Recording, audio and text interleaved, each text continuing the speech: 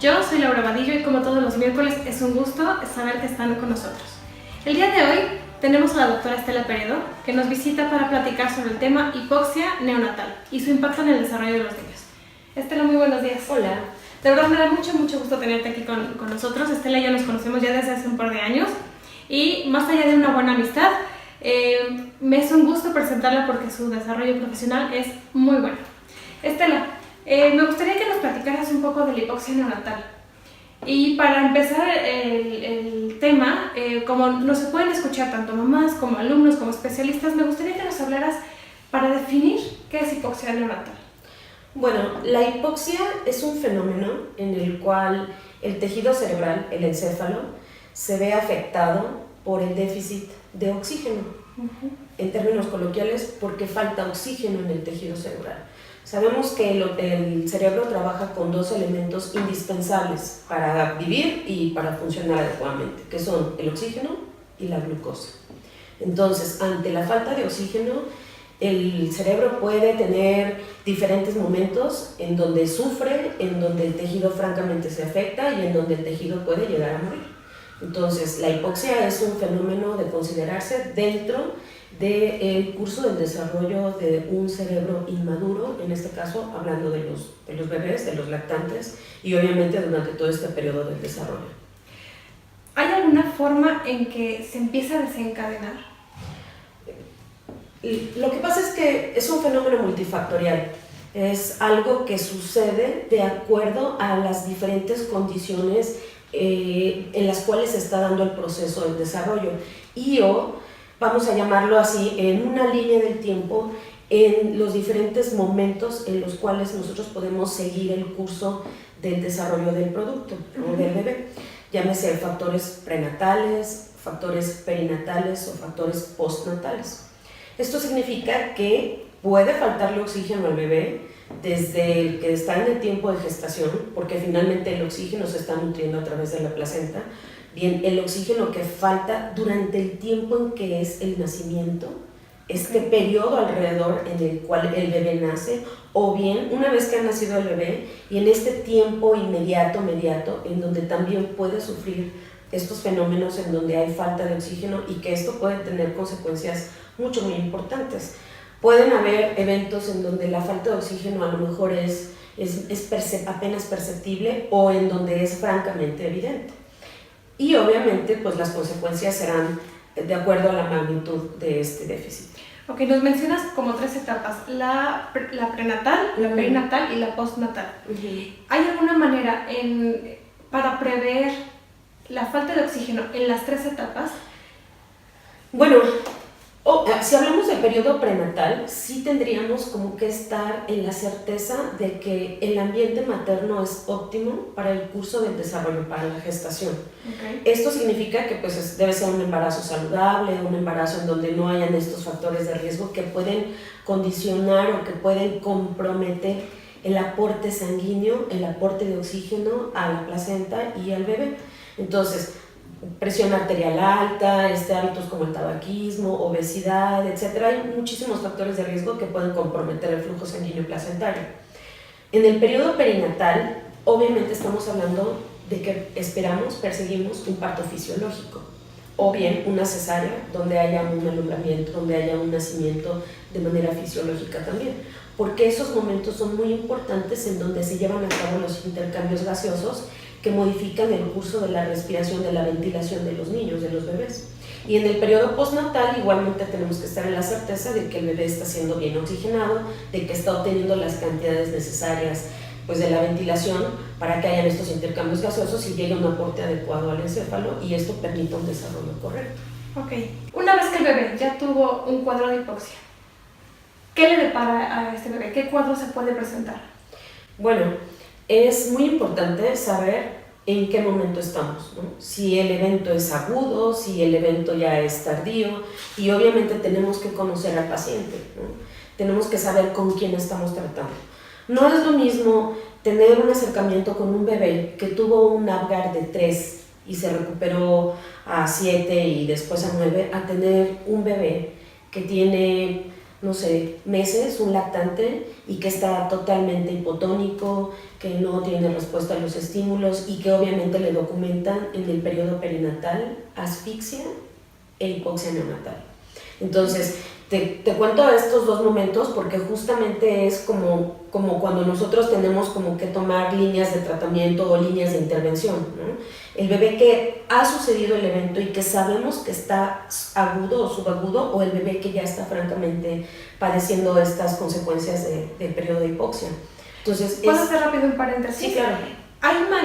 Aquí lo que quiero entender es, hay hipoxias que pasan desapercibidas y nos enteramos tiempo después. Sí, efectivamente.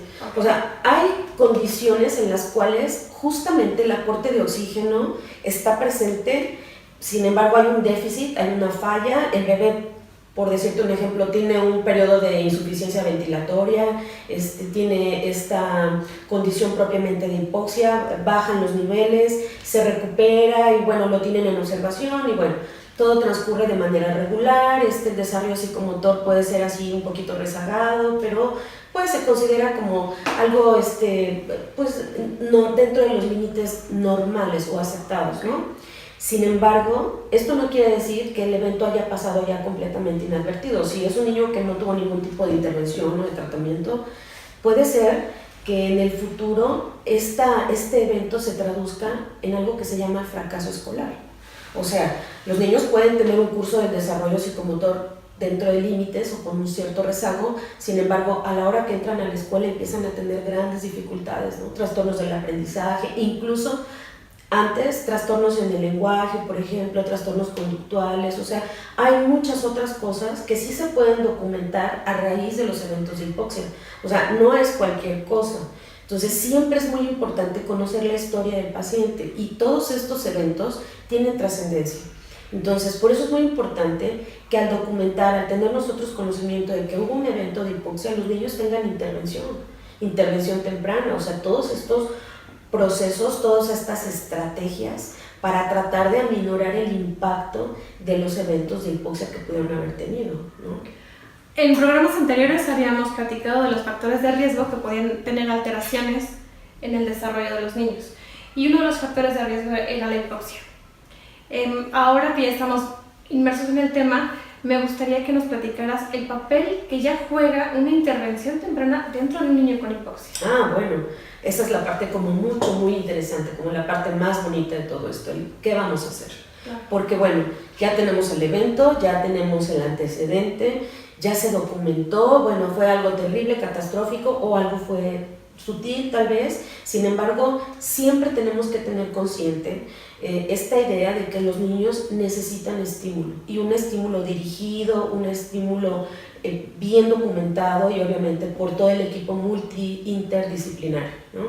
Entonces, los niños necesitan recibir estímulos dirigidos para promover procesos de neuroplasticidad. Los niños necesitan recibir información que les ayude al cerebro a madurar de manera adecuada, ordenada, en tiempo y forma.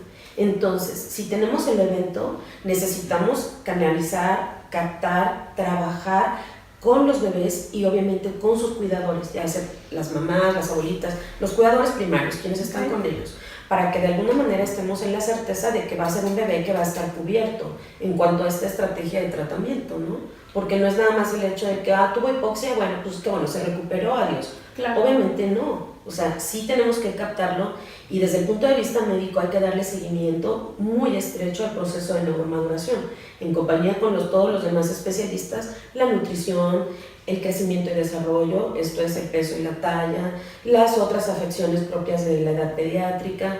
Obviamente necesitamos como estar en la certeza de que todo se esté llevando de la manera adecuada con la finalidad de que el encéfalo, de que el cerebro se desarrolle adecuadamente, ¿no? ¿Hay alguna garantía de que el desarrollo de estos niños, ya con la intervención temprana, llegue a los parámetros normales? No hay garantías. Okay. Las personas, los seres humanos, el curso de las enfermedades no es algo con lo que podamos garantizar nada. Lo que hacemos, los tratamientos están encaminados a darles todas las herramientas necesarias, a proveerlos de todos los elementos útiles a eliminar los factores de riesgo para que el curso del desarrollo se lleve de la manera más fisiológica posible. Hay la posibilidad de consecuencias, siempre. Hay la posibilidad de secuelas, siempre. Sutiles o aparentes y devastadoras, pero existe esta posibilidad. No hay manera de garantizar. Sin embargo, es muy importante que, bueno, pues le demos a nosotros, los que estamos en el área, hagamos todo lo posible para que el impacto sea lo menos severo, lo menos dramático posible. Y obviamente que el paciente, el niño, esté bajo seguimiento y que nosotros estemos en la certeza de que pues todo vaya funcionando de la manera correcta, ¿no? Si hay algún niño que no recibe tratamiento, el daño puede seguir, pues si no avanzando, puede seguir repercutiendo mucho más severo. Fíjate que una de las definiciones que se da para el término parálisis cerebral infantil es justamente ese, es una encefalopatía fija, no progresiva.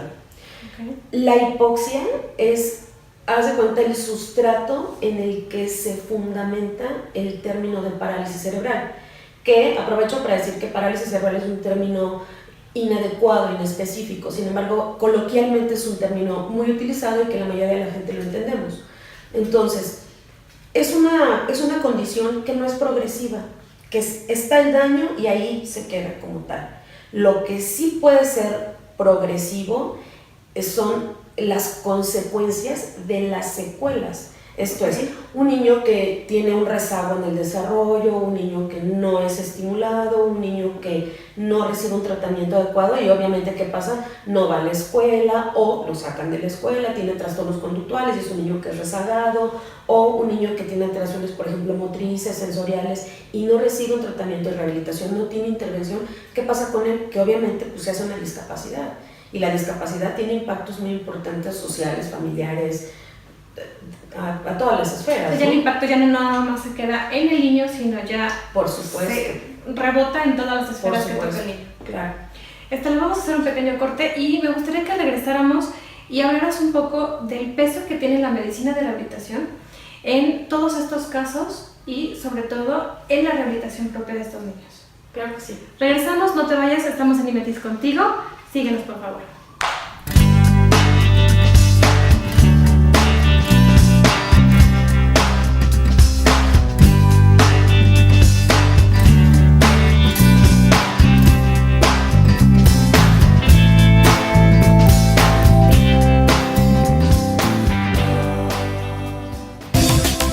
Te invitamos al primer Congreso de Neuroeducación y Atención Temprana en la ciudad de Panamá. Se llevará a cabo en el mes de noviembre, los días 22, 23 y 24. Nos invita la Universidad Metropolitana de Educación, Ciencia y Tecnología, UMECIT, el Instituto Innova y el Instituto Mexicano de Estimulación Temprana y Desarrollo Humano, IMETID. Para mayores informes, manda un correo a info.imetid@gmail.com. No te pierdas este primer Congreso de Neuroeducación y Atención Temprana en la ciudad de Panamá. Te esperamos.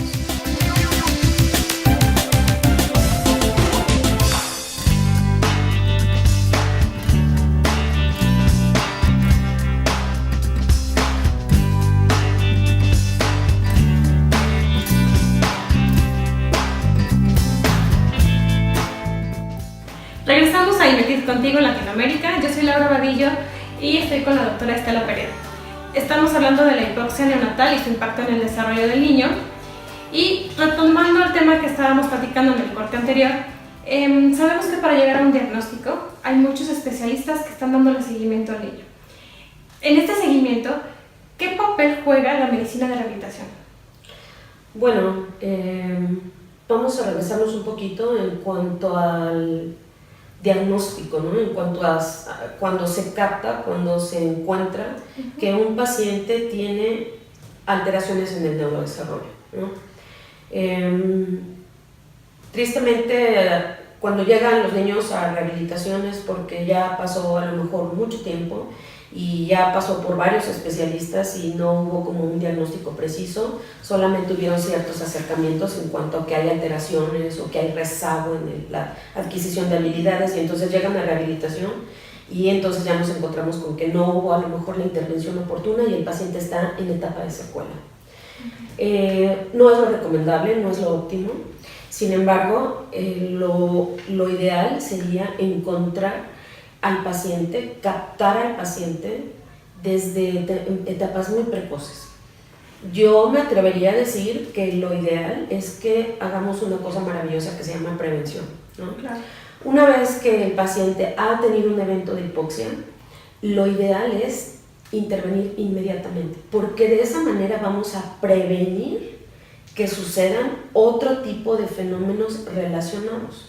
Entonces, la rehabilitación no es solamente esta parte de la medicina en donde vamos a remediar las consecuencias, como la gran mayoría de las personas piensan, ¿no? Y dentro del área de la salud, muchos especialistas todavía tienen esta idea de que la rehabilitación es como la última parte, ¿no? En realidad, el enfoque es prevenir que el paciente tenga secuelas que impacten de una manera mucho mayor, mucho más dramáticas, mucho más pesadas, densas en el curso de su desarrollo. Entonces, creo que todos los especialistas que estamos en contacto con los niños, con los neonatos, con los lactantes, incluso con los que estamos alrededor del periodo de la gestación, pues debemos de tener los conocimientos, por lo menos para detectar factores de riesgo y posibles consecuencias de los mismos.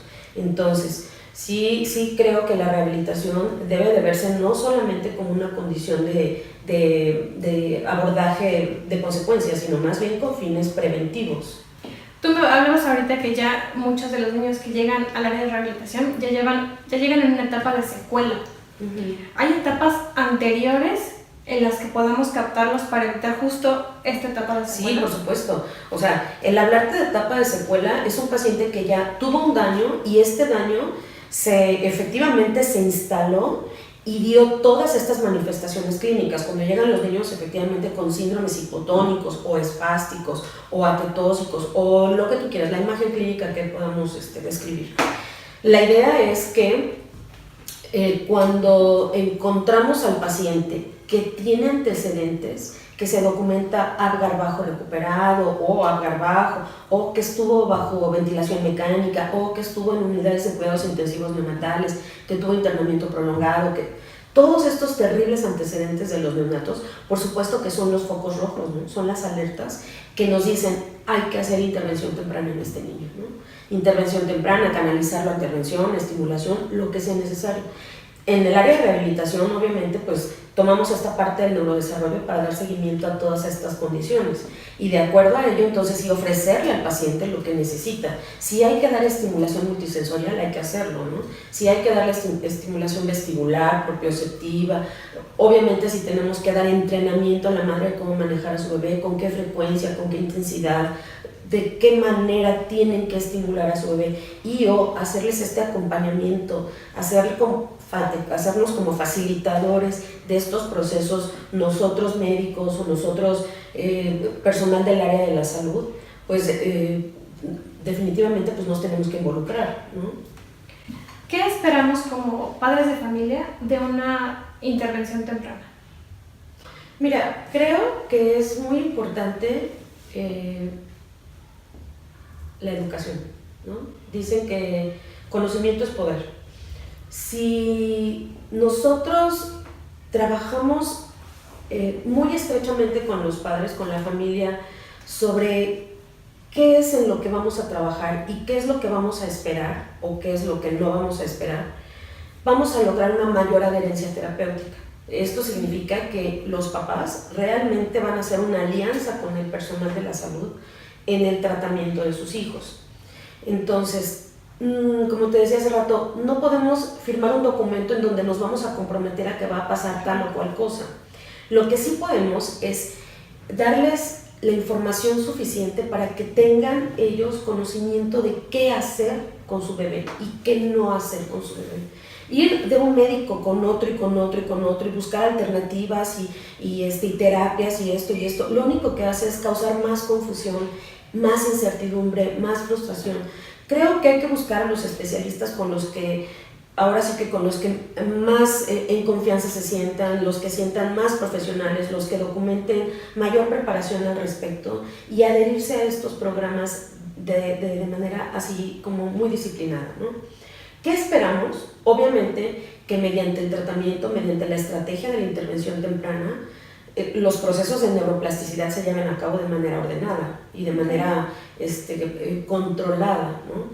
Y que de esa manera les estemos asegurando a los niños que el curso del desarrollo se va a llevar a cabo de manera esperada, ¿no? Ahora, no solamente es depositarles toda la responsabilidad a los médicos o al personal, ¿no? A los fisioterapeutas o a las personas que están en el área de intervención o de estimulación temprana. Obviamente en la casa, en la familia, se hace un trabajo importantísimo, el estímulo que se hace al bebé en casa, la relación de mamá con el hijo, de papá con el hijo, de los hermanos, del resto de la familia que finalmente están con el bebé y que intervienen en esta parte de la estimulación. Claro. Yo siempre he pensado que el programa se fundamenta en dos cosas fundamentales y una de ellas es cuidado y la otra es cariño. Entonces, tendríamos que, aparte de toda la parte médica, de todo este sustento científico, sí tenemos que imprimirle estos dos elementos que son confianza y cariño, cuidados, ¿no? Porque en ello se va a basar también que nos vamos a adherir al tratamiento y que vamos a ser muy constantes. El tratamiento puede durar muchos años. O sea, la intervención debe ser lo más temprano posible, pero ¿cuánto tiempo va a durar? No se sabe. Si alguna mamá o alguien que conoce a algún niño que tuvo algún cuadro de hipoxia necesita una consulta, ¿podemos consultarte? Claro, por supuesto. ¿Puedes dejar tus teléfonos de contacto? Por supuesto que sí, por supuesto que sí. Los dejo y ustedes los... Si quieres, los puedes decir a la cámara. Ok, bueno, mi consultorio está en la Colonia Roma, en la calle de Zacatecas, número 36, es el segundo piso, el despacho 210. Y el teléfono donde pueden comunicarse es el 52 64 87 64. Y con mucho gusto estoy a sus órdenes. Sabemos que, claro, que la intervención temprana y la rehabilitación juegan un papel súper importante en el desarrollo, pero más allá es la prevención. Por supuesto. Estela, yo mamá o yo profesionista que estoy en contacto con los niños, ¿qué datos de alarma me pueden arrojar para que yo pueda canalizar a un niño o saber como mamá que estoy enfrentándome a una alteración en el desarrollo o en alguna alteración que me puede generar una hipoxia ya presentada? Normalmente en la consulta nosotros utilizamos diferentes escalas para evaluar el curso del desarrollo del bebé. Hay muchas escalas que se pueden utilizar, cada pediatra o neuropediatra o especialista en rehabilitación, estas áreas, utilizamos la que más nos gusta, la que más nos acomoda o la que conocemos, la que sabemos utilizar, ¿no? Sin embargo, hay datos que son muy claros, que son datos muy objetivos, que nos pueden dar luz con respecto a la posibilidad de un daño, de una secuela, ¿no? Te voy a decir, hay cosas que pueden ser tan sutiles como el hecho, por ejemplo, de que el bebé no mira a los ojos, no hace contacto visual. Okay. O sea, hay cosas que son a lo mejor muy evidentes y que las vemos en las escalas, como por ejemplo el hecho de que a cierta edad el bebé no sostiene la cabeza y la mantiene colgada así en gota, ¿no? Hay otros datos que ya son como más específicos y que finalmente todos estos datos en conjunto se van sumando, ¿no? Por ejemplo, el bebé tiene empuñamiento de los pulgares, persistente, no abre las manos. Otro es que, por ejemplo, el bebé igualmente no tiene pinza, que el bebé, te digo, no sostiene la cabeza, que el bebé no fija los ojos, que, por ejemplo, escucha un sonido y no cambia la expresión facial, pareciera que no lo escucha, o que ya un poquito más avanzada la edad, igualmente tiene un estímulo visual o un estímulo auditivo y el bebé no lo ubica dónde está, ¿no? Puede voltear, pero voltea para el lado equivocado y esto, ¿no? O sea, todo este tipo de datos de alteraciones sensoriales, ¿no? Que nos van haciendo pensar que algo no está bien. Obviamente las escalas se van adecuando a la edad, ¿no? De 0 a 3 meses hay ciertas cosas, de 3 a 6 meses hay otras tantas y así sucesivamente. Sin embargo, pues hay cosas que te digo son evidentes, ¿no? El control del tronco, por ejemplo, la capacidad de meter las manitas para detenerse, el tomar las cosas y llevarlas hacia la línea media, pasárselas de una mano a la otra, esta habilidad manual, este control voluntario, esta función propositiva, ¿no? Que el bebé tiene el propósito de tocar tu carita, de jalarte el cabello, de tocar los botones de la blusa, de tener el biberón, hay muchas cosas. Entonces, pueden confundirse malamente por otros especialistas o por otras personas que tienen contacto con el bebé, en donde te dicen, es que es flojito, es que claro, como que le falta, como que, pero es normal, y se normalizan estas cuestiones, ¿no? Y realmente no lo son. Entonces, cuando llegan a la consulta y cuando se hace la evaluación, nosotros en la exploración clínica, y obviamente se correlaciona con estas escalas de evaluación, nosotros podemos encontrar francamente las discrepancias, ¿no? Y decir, no, a ver, espérame, o sea, este bebé ya tiene esta edad y lo esperaríamos encontrar esto, y el bebé no lo hace, no lo realiza. Y obviamente, pues hay otras cosas que ya son mucho más evidentes, las alteraciones del tono, por ejemplo, ¿no? La movilidad restringida, estas alteraciones sensoriales en donde sí nos puede hacer pensar o no ve, o no escucha, o tiene otro tipo de cosas que también, el perímetro cefálico, ¿no? Que también nos hacen pensar que algo no está bien, ¿no? Que algo no está funcionando correctamente. Entonces, por eso es muy importante correlacionar la clínica, lo que vemos, utilizamos las escalas con la historia, ¿no? Porque también al ver el expediente clínico, al ver las hojas de egreso y esto, pues pueden ahí ponerse datos que a lo mejor para otros especialistas como que no pueden ser muy importantes o que pueden pasar así como a segundo término, como un acta abajo, ¿no? O como, por ejemplo, que el paciente requirió mantenerse en hospitalización porque tuvo taquipnea transitoria al recién nacido y que tuvo alteraciones en el ritmo de la ventilación, que tuvo necesidad de estar monitorizado, o que el bebé tuvo necesidad de ser intubado y que estuvo con ventilación mecánica 24 horas, poquito tiempo, pero de todas maneras, todo eso es muy trascendente. Entonces, vemos al bebé, vemos la clínica, vemos las evaluaciones, vemos la historia del paciente y como te decía en un inicio, ¿no? Eso nos ubica en dónde estamos parados y con quién estamos tratando, claro, ¿no? Como especialista en esta área, ¿qué consejos podrías dar a las mamás que ya tienen a un niño diagnosticado con hipoxia y están enfrentándose a este panorama, y a lo mejor a todas aquellas que están embarazadas o que están con los bebés chiquitos, para poder estar al pendiente de todo aquello que puede estar afectando y entonces acudir a tiempo, porque de verdad que es muy importante acudir a tiempo para prevenir el daño mayor posible? Si nos vamos atrás, yo creo que planear un embarazo requiere como preparación, ¿no? Física, emocional, familiar, personal, espiritual, como queramos, ¿no? Como queramos verlo. Pero si el embarazo es algo que requiere un tiempo de preparación, si no hubo esa preparación y fue un evento que, bueno, ya lo tenemos ahí, pues mejorar las condiciones del ambiente materno, que finalmente es donde el bebé pues va a crecer, se va a llevar a cabo la organogénesis y todo este proceso del crecimiento, maduración in útero, ¿no? Entonces, proveer todas las condiciones adecuadas para ello, ¿no? La nutrición, el estado de salud de la mujer, obviamente las condiciones anímicas, todas estas cosas en las cuales tal vez podamos incidir para bien, ¿no? Planear que durante el embarazo pues, también se estén dando los suplementos nutricios y lo que sea necesario, ¿no? Durante el tiempo del alumbramiento, de la cesárea, del parto, de todo esto, pues lo ideal es que también sea algo planeado, algo vigilado, supervisado, para que no tengamos estos eventos fortuitos en donde pongamos en riesgo pues la vida del bebé, la vida del cerebro inmaduro del bebé, la vida útil y obviamente pues las condiciones maternas, ¿no? Claro. Y posteriormente, pues una vez que ya nació el bebé, pues también hay cosas básicas, ¿no? La alimentación, la nutrición, los cuidados generales que requieren pues que el bebé pues no se enferme, que el bebé esté creciendo y subiendo de peso de manera correcta, el estímulo que vamos a llevar a cabo. Todos los bebés, todos son susceptibles de tener estimulación temprana.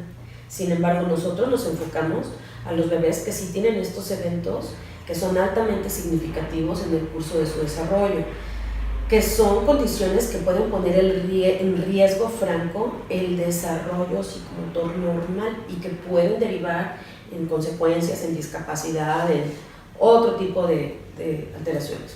Entonces, ¿qué tendríamos que hacer? Pues captarlos de la manera más precoz, como tú lo mencionas acertadamente, y referirlos a programas de intervención temprana, ¿no? Si ya tristemente nos encontramos como muy tardíos y ya nos encontramos que el bebé tiene 2 años, año y medio, he visto bebés ya grandes de 4 años en donde pues me platican que caminó a los 2 años, que no habla, que no entiende, entonces ya nos encontramos con situaciones francamente del área de rehabilitación en donde ya se trabaja sobre el déficit específico.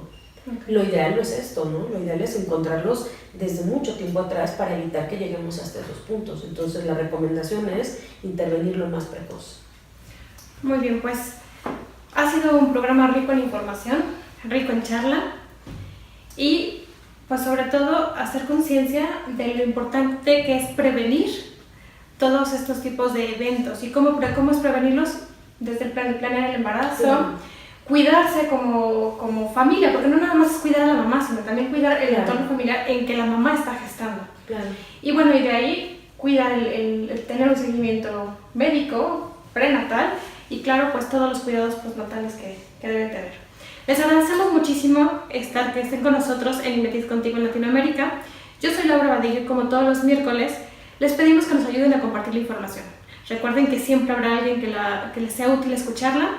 Y bueno, por hoy nos despedimos, Estela, fue un gusto tenerte con nosotros. Gracias. Muchas gracias a todos ustedes por estar aquí y nos vemos el próximo miércoles a las 11 de la mañana. Hasta luego.